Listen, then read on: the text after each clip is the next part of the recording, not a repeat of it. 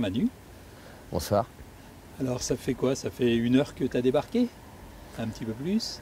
Ouais, Quel est ton état d'esprit là maintenant d'être arrivé? eh ben, mon état d'esprit, il est assez partagé, c'est-à-dire que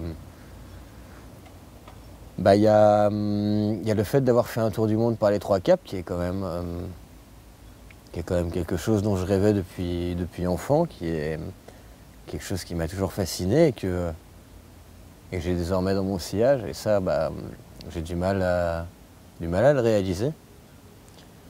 Puis il y a le fait que j'ai eu une grosse avarie un petit peu conne qui m'a...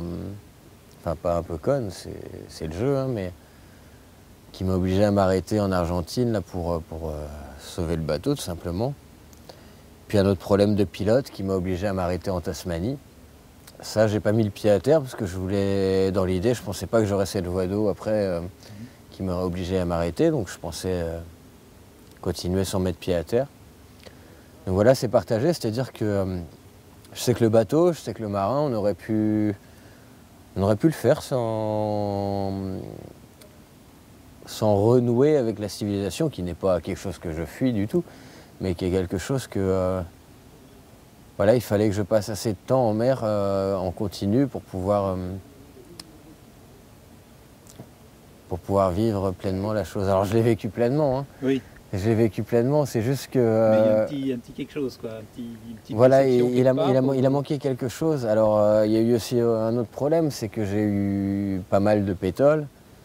Et la pétole, c'est quand ça dure pendant 2-3 jours, ça peut soulager parfois après le mauvais temps.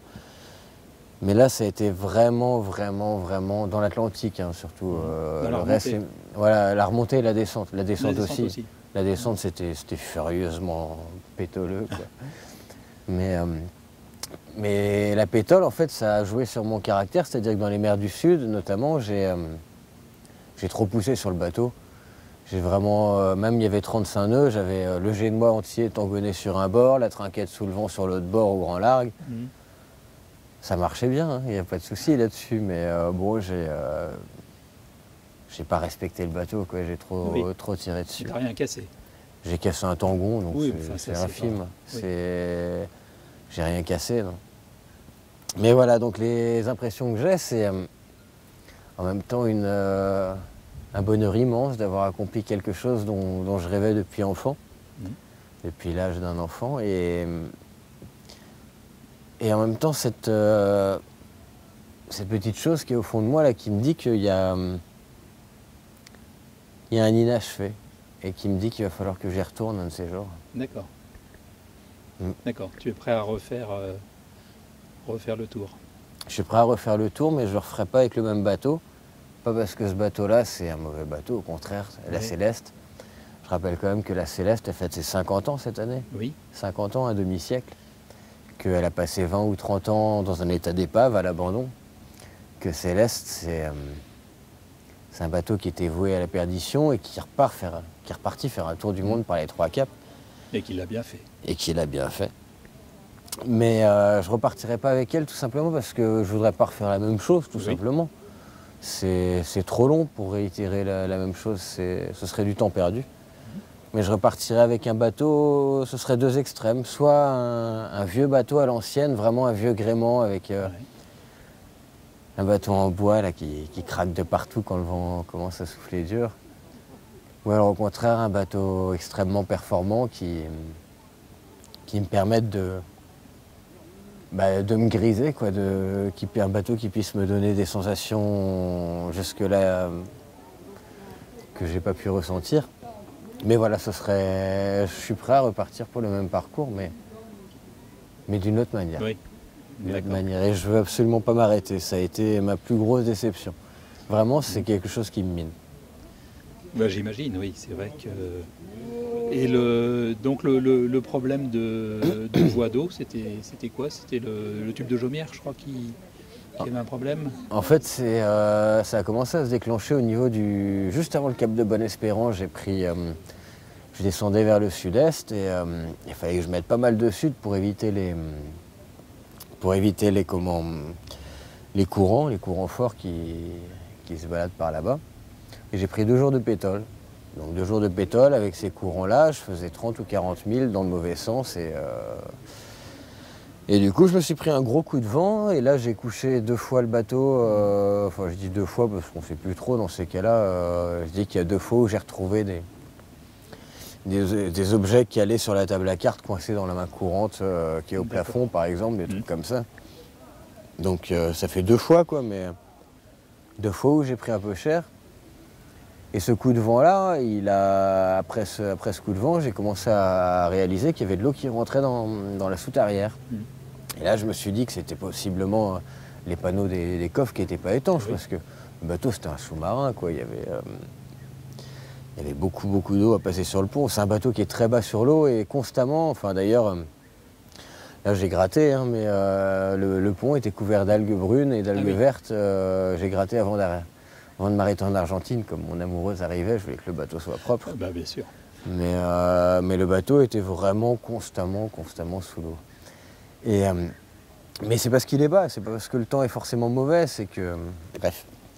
Et puis l'eau a commencé à rentrer, et puis bon, bah dans l'Indien, ça n'a pas augmenté. Et puis dans le Pacifique, bah, peut-être du fait que j'ai pas mal bourriné sur le bateau aussi, parce que j'en avais plein le cul de...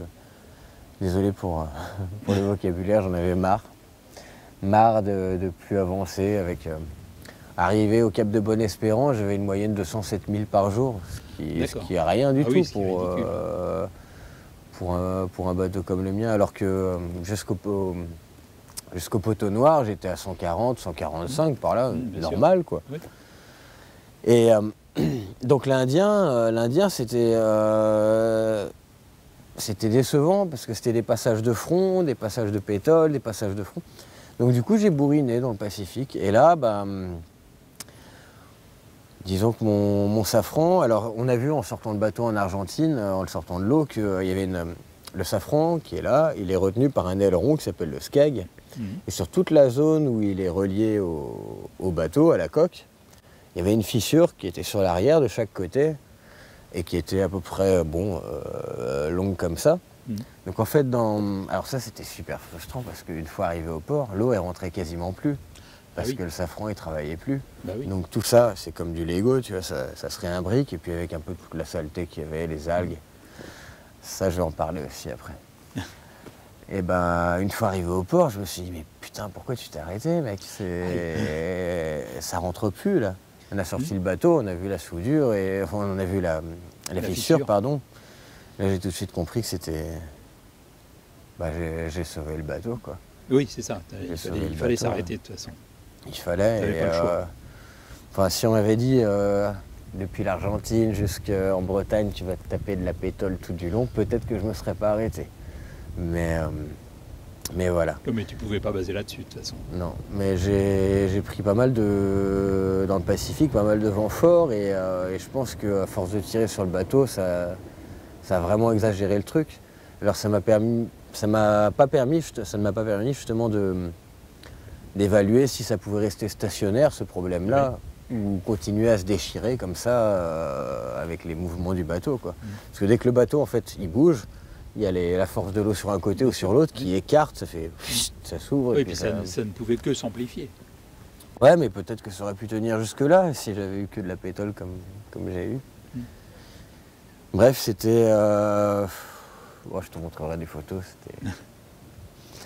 c'était pas une fissure joyeuse. Disons que juste avant le Horn, je me suis retrouvé dans un gros coup de vent qui était absolument pas annoncé.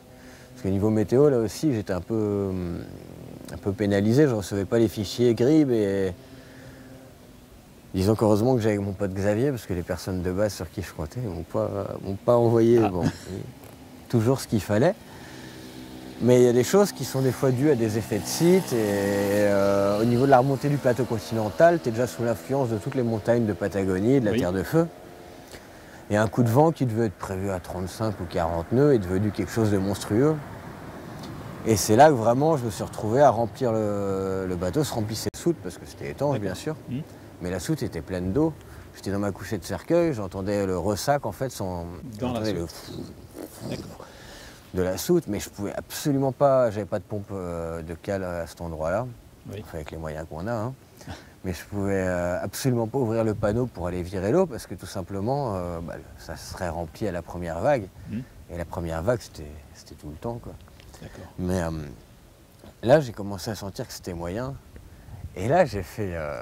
Alors mon bateau, j'ai réussi à... Il faut savoir que ma vieille Céleste, qui a 50 ans, plus d'une fois, hein, pas comme ça, de manière exceptionnelle, elle a surfé jusqu'à 15 nœuds. Hein. Ah oui. Jusqu'à 15 nœuds, mon Oh pote. là. Et elle était à 8-9 nœuds établis. Et elle te faisait des surfs entre 12 et 15 nœuds. D'accord. Et dans ce coup de vent, là, du Horn, j'étais là, dans la descente, juste entrouverte, parce que sinon il fait trop humide, il faut laisser passer un peu d'air, même s'il fait froid, il faut que l'air rentre. Juste le panneau un peu entrouvert, à regarder le pilote travailler, à regarder la mer derrière. Et puis tu as une vague. Alors cette vague-là, j'ai plus entendu que je l'ai vue, parce que j'étais un peu trop travers quand même, qui est arrivée, qui m'a pris le bateau. Bon, mon pilote, je ne veux pas faire de la mauvaise pub aux fournisseurs, donc je vais me passer de commentaires, mais bref, il a perdu la boule, le bateau s'est fait rouler, et je ne sais pas pourquoi, juste en fermant ma descente, j'ai eu le réflexe de regarder le GPS, je sais pas, pour voir la vitesse, quoi. Sauf que la vitesse, elle était latérale, donc le bateau qui chasse, avec la vague qui passe dessus, 14 nœuds, 6 ou 8, je sais En pas. latéral. En latéral, hein. Wow. Alors que tu as beaucoup de bateaux, même mon bateau d'ailleurs, dans des conditions normales, même avec du vent, 14 nœuds, C'est bien. faut y aller, quoi. Hein. Faut vraiment y aller, c'est exceptionnel normalement. Mais là, 14 nœuds et quelques en latéral, quoi. D'accord. Avec la vague qui passe dessus. C'était assez bizarre. Impressionnant.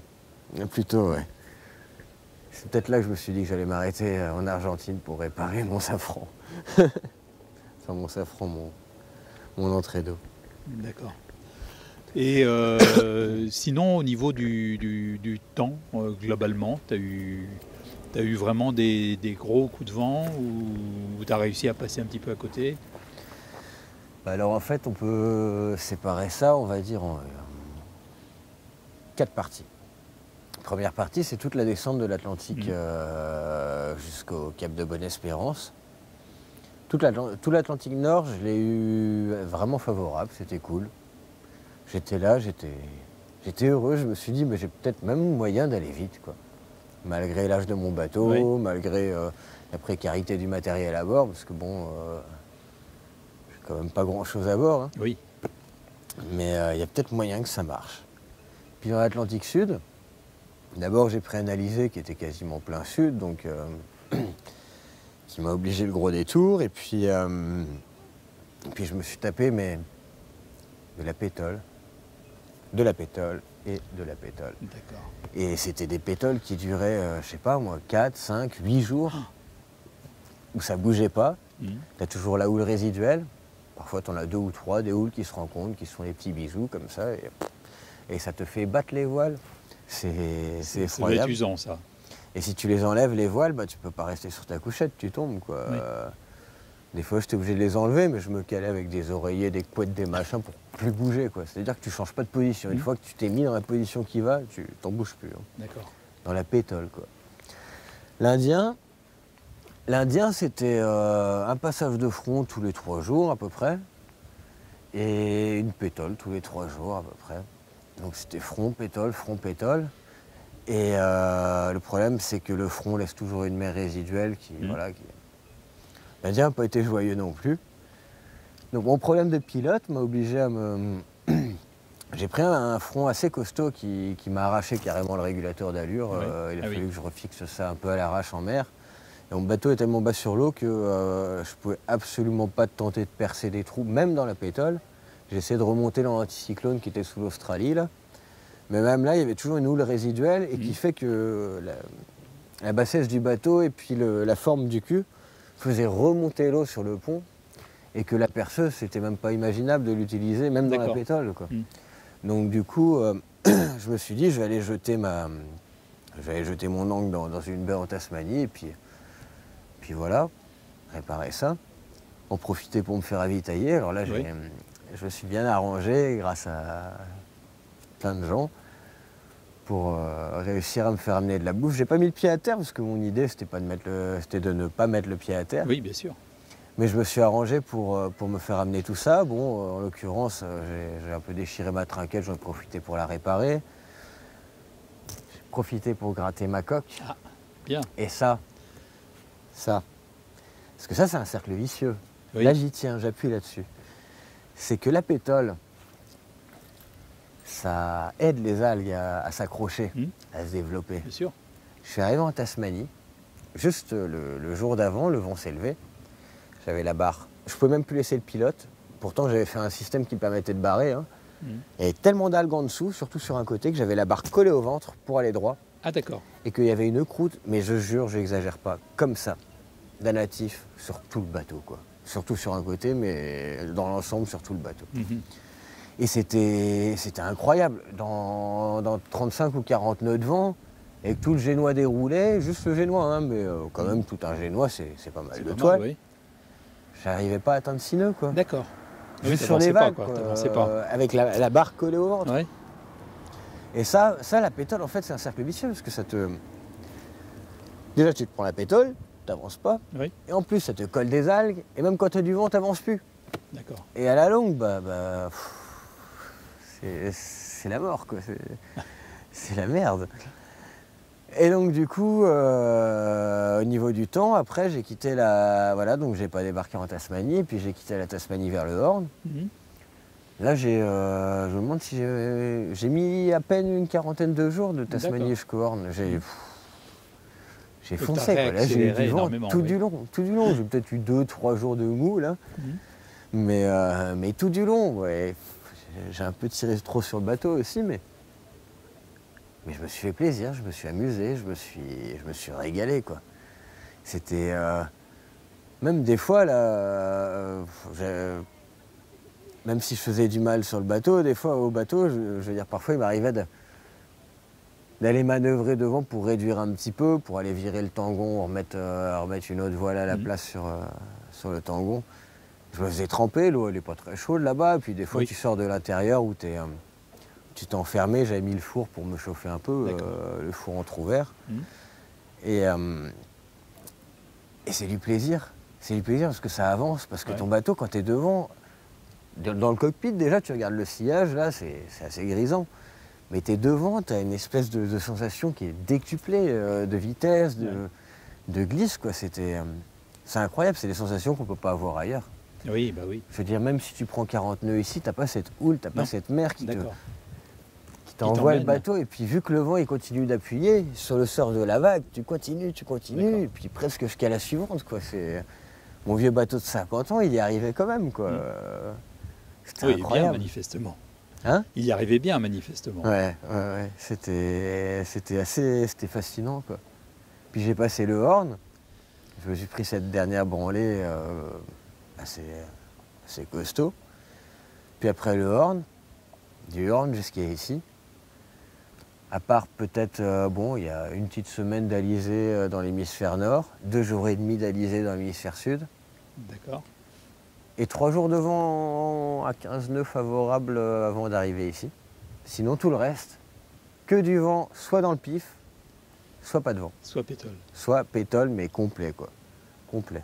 D'accord. C'est un truc de fou. C'est-à-dire que j'avais l'impression qu'il y avait une bulle de pétole qui se déplaçait, qui me suivait. Ça rend fou parce que tu vois, tu te fais 2-3 jours de pétole comme ça, bon, ça rend fou déjà. Mais tu peux envoyer le moteur au pire ou tu sais que tu as 2-3 jours à passer, quoi. Mais là, t'as pas vraiment la météo, tu sais pas ce qui te tombe dessus. Et ça change pas, c'est que de la pétole, quoi. Et c'est depuis le Cap Horn jusqu'à ici, on le chien, quoi. Ça fait 8400 milles, si je ne m'abuse. 8400 milles avec, au total, peut-être 15-20 jours de bon vent et de la pétole. D'accord. Ou du vent dans le nez. Oui, ce qui n'est pas mieux. J'ai fait de l'Argentine jusqu'au Poteau Noir quasiment, à part ces 2 jours et demi d'alizé, là, j'ai tiré des bords. D'accord. Où j'ai dérivé. Ouais. Et au niveau communication, donc au niveau électronique, tu avais quoi? J'avais pas grand-chose. Niveau électronique, j'avais GPS, Oui, un récepteur AIS, c'est-à-dire qui me permet de voir oui, les autres bateaux. mais pas d'émetteur. Mais voilà. J'avais une petite VHF portable, mais c'était un petit truc chinois à 19,90 €. L'émission n'a jamais marché. En fait, je recevais, mais je n'émettais pas. C'est dommage parce que j'aurais aimé parler des fois avec, je sais pas, le gardien de phare du Cap Horn, Oui, par exemple. Oui. ou demander au cargo que je croisais. Enfin, je n'ai pas croisé un seul bateau dans les mers du Sud, mais bon, Oui. voilà. Et j'avais un téléphone satellite avec lequel j'imaginais qu'on puisse m'envoyer par SMS des infos météo. La première personne sur qui j'ai compté, c'est quelqu'un de très jeune, qui a sa petite vie de jeune et à qui c'est arrivé de m'envoyer les infos 3 jours après. Donc D'accord. dans ces cas-là, c'est pas utilisable, quoi. Oui, bah, bien sûr. La deuxième personne confondait la provenance et la direction du vent. Ah. Ce qui m'a fait tirer un bord plein sud avant, pour éviter du vent dans la gueule. Qui était du vent dans le dos. Voilà. Alors que, bon, bref, ça m'a fait perdre un temps fou, mais surtout quelque chose intérieurement là, Oui, oui. de patience, tu vois, d'acceptation des choses. Quand tu réalises que... Parce qu'au moment où tu réalises quand même que ton pote, il inverse ces deux notions de provenance et de direction du vent, tu es la mauvaise, quoi. T'es pas content. Et puis le troisième, Xavier, je tiens à citer son nom, lui, il a assuré. Bien sûr, ça ne me donnait pas les cartes météo, c'est-à-dire que je ne pouvais pas savoir où passer pour éviter tel truc. Mais il me disait, t'as telle dépression et tout, descends pas en dessous du 50 par exemple, ou du 50 sud. Oui, oui. Ou, voilà, il me donnait des indications avec des tendances d'évolution qui me permettaient au moins d'avoir une idée de ce qui se passait autour de moi, quoi. Ça ne me permettait pas de prendre des options, mais d'avoir une idée. Oui, d'accord. Et d'éviter le pire. Et d'éviter le pire, oui. Et lui, sans Xavier, j'aurais été beaucoup plus mal loti encore. Et sinon, c'est à peu près tout. Oui, J'ai oui, c'est ça. un autoradio, un convertisseur 12-220 pour charger mon ordi, pour regarder les films. J'ai une bonne sono, ça, faut appuyer sur le fait. Il y a un sondeur, mais il marche quand il veut, mais c'est pas très utile dans les mers du Sud. Non. Et des feux de naf qui m'ont très vite lâché, qui n'étaient pas étanches, et j'ai refait toutes les connexions, je sais pas combien de fois. Et à la fin, j'ai fait un système où hop, tu fous ça sur le roof la nuit avec des serre-joints, les feux qui sont connectés direct sur des câbles mis sur un fusible et sur la batterie derrière. Et dès que ça bastonne un peu, que tu vois sur la IS, il n'y a pas d'autres bateaux, tu les ranges pour pas que ça prenne l'eau. Oui, oui. Voilà. Mais bon. C'était très simple, quoi. Mais Oui, c'est ça, oui. largement suffisant, Mais suffisant, pour... oui. À part peut-être la météo, quoi. À part la T'aurais eu météo, mais quelque il y en chose a un peu qui l'ont plus- fait un sans peu la plus météo. facile. Donc, Oui, bien sûr, bien sûr. Et au niveau de la solitude, tu as ressenti un manque, Non. Non. Non, De toute façon, toi, tu es habitué déjà à Ouais, des, ça à fait des un bout longues de périodes quand même en solitaire. Ça fait un Donc, bout de temps que je navigue seul comme ça, oui. mais non, ce qui m'a manqué, c'est la bonne bouffe. Ah. Mais la solitude, je sais pas, ça se passe bien, quoi. Je suis content d'arriver, de retrouver tout ce que j'aime, parce Oui. que il y a un manque qui est pas encore, qui se révèle pas encore et qui prend forme au moment où tu sais que tu t'approches, quoi. Mhm. Mais J'imagine que la fin doit être difficile. c'est la fin, quand, ouais, qui est dure. Quand tu sais que t'es pas loin et puis que voilà. Mais j'étais bien en mer et puis je pense que j'ai eu une chance, je sais pas ce qu'ont vécu les autres copains qui sont partis pour la longue route, mais c'est qu'au niveau de la faune, au niveau des animaux que j'ai croisés, j'ai vraiment fait des rencontres, Ah oui. mais au sens majestueux du terme, c'est que je me suis fait accompagner de la même manière que des dauphins accompagnent un bateau pendant 3 jours par les baleines Ah oui. qui nageaient à côté du bateau, D'accord. qui étaient là. Je me prenais les souffles dans le visage C'était dans cet anticyclone là, au sud de l'Australie où j'ai eu du mal à m'en sortir. Ouais.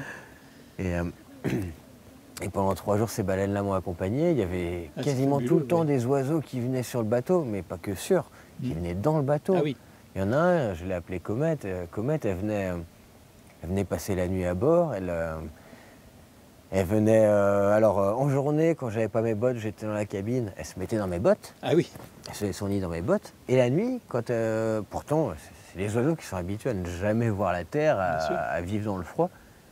Mais la nuit, il y avait quelque chose qui la poussait, Comète, à venir se blottir dans mon cou, dans mon sac de D'accord. couchage. Je me faisais réveiller, je sentais des pattes et des ailes qui me battaient sur la tête. Et hop, je me retrouvais avec Comète dans mon cou, quoi. d'accord. Et bon, c'était assez... c'est pareil, il y a eu cette dorade, là, j'ai pêché la plus grosse dorade de toute ma vie, c'était encore dans l'Atlantique, là. Mhm. Et ça, c'est un épisode qui me vient comme ça, mais c'est pas le plus poignant, mais c'est le premier qui me vient, là, tout de suite. Et qui venait juste de mort. D'habitude, une dorade, ça se débat surtout au moment où tu la sors de l'eau. Oui. Au moment où tu la sors de l'eau, t'as une chance sur 2 de la perdre, sauf si t'as un crochet, quoi. Mais j'avais pas. Et elle s'est laissée remonter, alors qu'elle n'est pas perdue de vitalité. Elle n'était pas affaiblie par le temps sur l'hameçon, Oui, quoi. oui.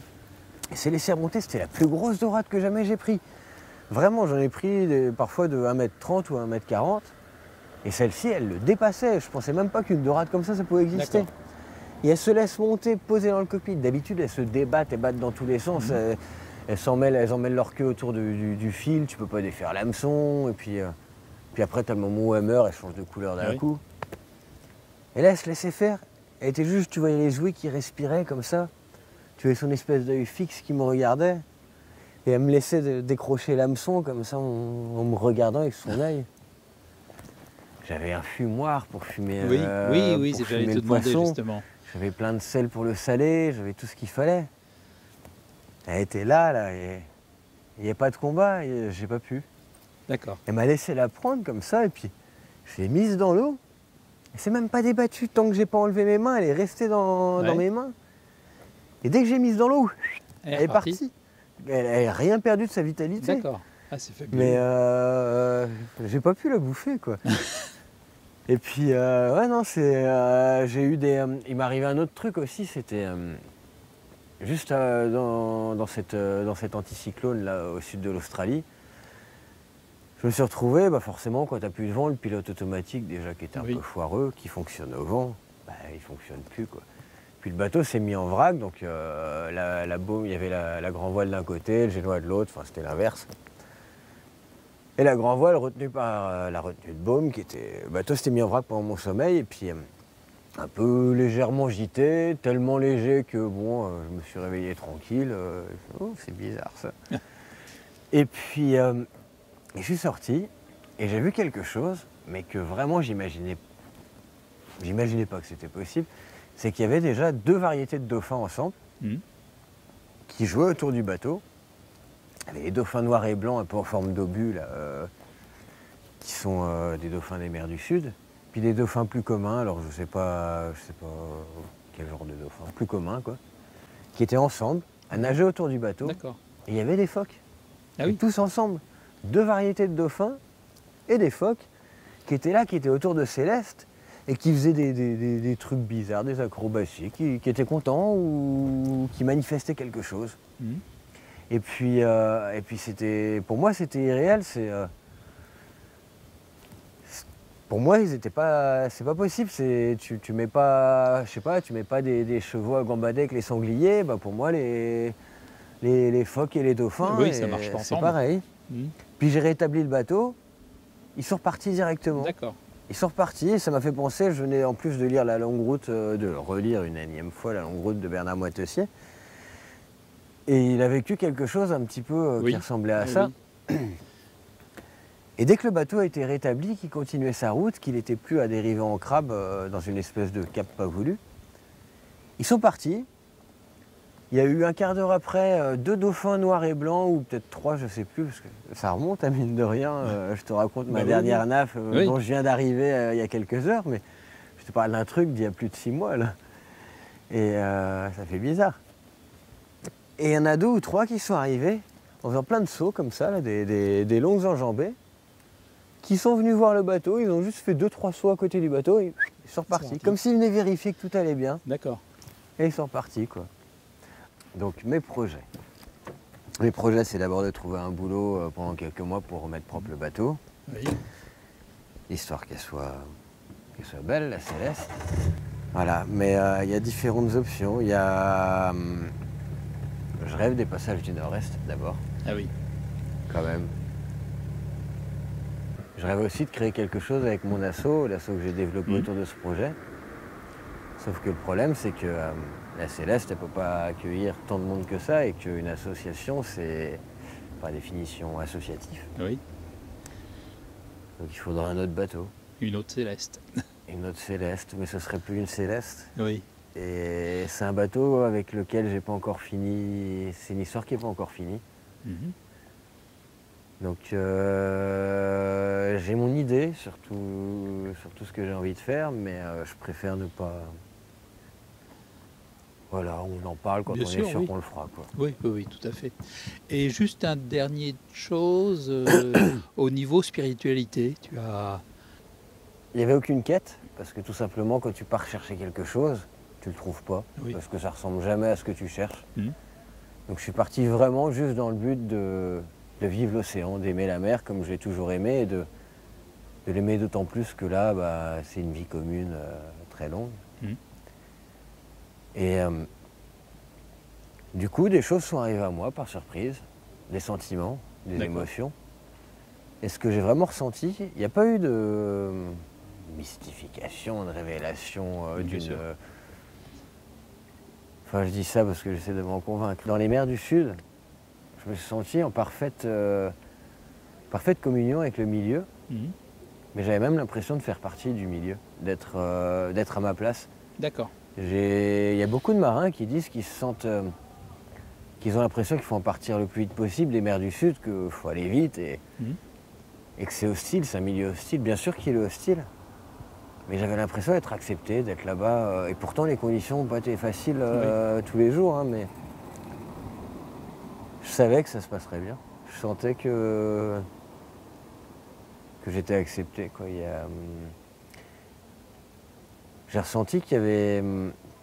J'ai toujours eu cette idée-là, mais que notre planète, c'est pas juste une boule comme ça, un amas de cailloux, de verdure, de flotte.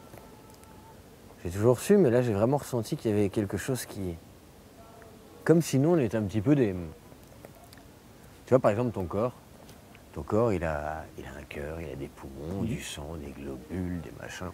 Et toutes ces petites choses qui fonctionnent indépendamment les unes des autres et font une unité, une harmonie, Oui.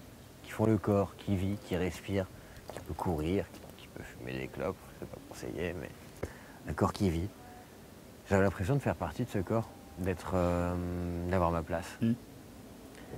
Et quand tu ressens ces choses-là, quand tu le vis, quand on a... On peut croire que ça vient de quelqu'un d'illuminé qui n'a pas encore le recul, mais quand on a l'épreuve dans ce qui se passe, que tu es accepté, et ben c'est dur de ressortir de ce corps-là. Ah oui. L'hémorragie est dure. Ok, ben Manu, on va peut-être rejoindre nos amis qui t'attendent. Ouais, parce que ça tape Parce sur que les ça fenêtres tape, là. là-bas. Ça commence Donc, à chanter. Voilà. Je te remercie bien. Et Merci puis on à aura toi, l'occasion de toute façon de se voir au Bono. J'espère bien. Hein, je pense que tu viendras avec Céleste. Tout à fait. Ah, J'essaierai de lui donc, mettre un petit coup de propre quand même, D'accord. surtout la peinture du pont, là, à force d'être sous l'eau, elle a cloqué. Pas terrible. Mais je Ok. serai là. Eh ben merci bien, Manu. Merci À à toi. bientôt.